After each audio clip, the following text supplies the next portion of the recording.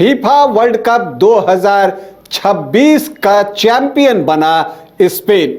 उसने फाइनल मुकाबले में अर्जेंटीना को शिकस्त दी और फुटबॉल के मैदान पर अपनी श्रेष्ठता सिद्ध की। उसने बता दिया कि इस विश्व कप में उसके जैसी कोई और टीम नहीं है।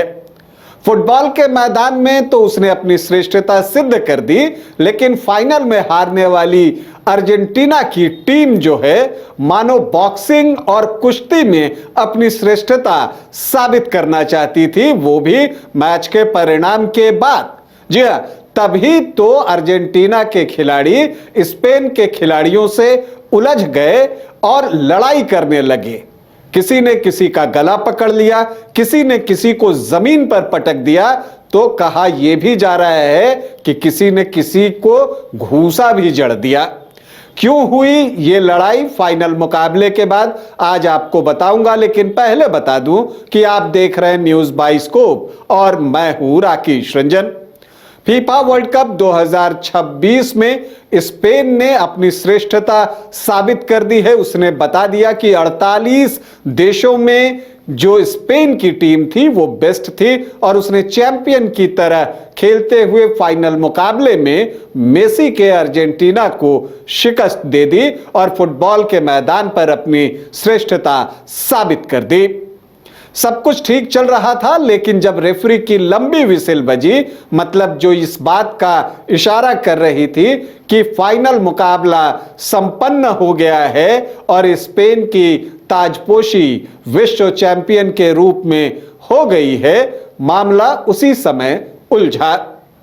जो स्पेन के कप्तान हैं रॉड्री, बहुत स्वाभाविक रूप से जब लंबी विसिल बजी और स्पेन चैंपियन हुआ तो वो दौड़ते हुए अपने खिलाड़ियों के साथ जश्न मनाने के लिए निकले, लेकिन तभी रास्ते में उनकी मुलाकात हो गई नाहुएल मोलिना से, जो कि अर्जेंटीना के खिलाड़ी हैं, और कहा यह जा रहा है कि मोलिना ने वहां पर रॉड्री को जो है उन पर हाथ उठाया और कुछ लोग ये भी कहते हैं कि उन्होंने उनके पेट में घूसा भी जड़ दिया। तो स्थिति यहां से खराब होनी शुरू हुई। अर्जेंटीना अपनी हार पचा नहीं पा रहा था। इनफैक्ट उसके कुछ खिलाड़ी जो है वो हार पचा नहीं पा रहे थे।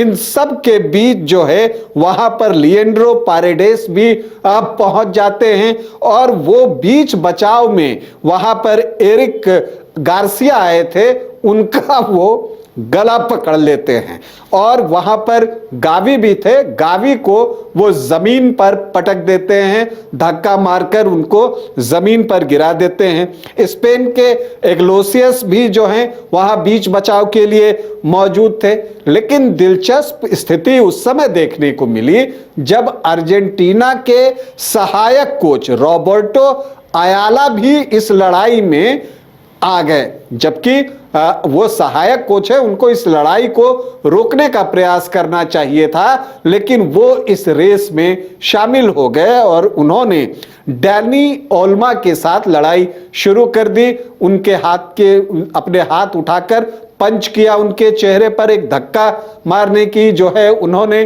कोशिश की, तो स्थिति बिगड़ते चली गई। बाद में मोलिना ने रॉड्री को घेर लिया था। रॉड्री हैं, उनकी निकोलस ओटमेंडी के साथ भी झड़प हो गई। वो हालांकि वाक युद्ध था, वो दोनों एक दूसरे को कुछ कह रहे हों ऐसा लगता है। वीडियोस काफी सोशल मीडिया पर वायरल हो रहे हैं, लेकिन ये एक अप्रिय स्थिति जरूर बन गई थी और उस टीम के द्वारा बनाई गई जिस टीम से महान लियोनेल मेसी खेलते हैं। और देखिए, मेसी इन झगड़ों में नहीं थे, ये कुछ खिलाड़ी थे जिन्होंने कि इस बेहतरीन खेल का माहौल जो है वो खराब किया। बाद में जो टीम के कोच हैं स्कोलनी, वो आते हैं, वो बीच बचाव करते हैं और मामला शांत होता है। लेकिन अब खबर ये है कि फीफा जो है इस पर जांच करेगा और वो देखेगा कि कहां से किससे क्या गलती हुई है और फिर उस पर कार्रवाई भी की जा सकती है और ये किया भी जाना चाहिए, क्योंकि अगर आप देखें तो इस तरह की अप्रिय स्थिति अगर देखने को मिले तो इसको खेल भावना के अनुरूप नहीं कहा जा सकता। खेल का मैदान है, कोई टीम जीतती है, कोई हारती है, तो हारने वाली टीम को भी उस हार को पचाने आना चाहिए कि ठीक है हम हार गए, कोई दिन आपका अच्छा होता है, कोई दिन आपका खराब होता है, लेकिन इसका अर्थ ये नहीं है कि आप हार गए हैं तो सामने वाली टीम के साथ आप लड़ाई झगड़ा कीजिए। और जीतने वाली टीम को भी समझना चाहिए कि उनको भी हम्बल होना चाहिए, पोलाइट होना चाहिए। आपने जीत हासिल की, बेहतर खेलकर जीत हासिल की, तो इन चीज़ों को समझने की ज़रूरत है। और इतने बड़े टूर्नामेंट में फीफा वर्ल्ड कप 2026 जैसा टूर्नामेंट हो और दुनिया की टॉप 2 टीम अर्जेंटीना और स्पेन, वो उनके बीच मुकाबला और उनके खिलाड़ी मैच के परिणाम के बाद इस तरह झगड़े, ये कहीं से शोभा नहीं देता। बहुत सारे जो नवयुवक हैं और जो किशोर वय के बच्चे हैं जो कि इनके जैसा बनना चाहते हैं, कोई मेसी बनना चाहता है तो कोई जो है लामिन यमाल बनना चाहता है, वो इन चीज़ों को देखकर क्या सीखेंगे? लेकिन वो सीख सकते हैं। लामिन यमाल जो है मैच के बाद गए, वो इस झगड़े में कहीं नहीं थे। लियोनेल मेसी इस झगड़े में कहीं नहीं थे।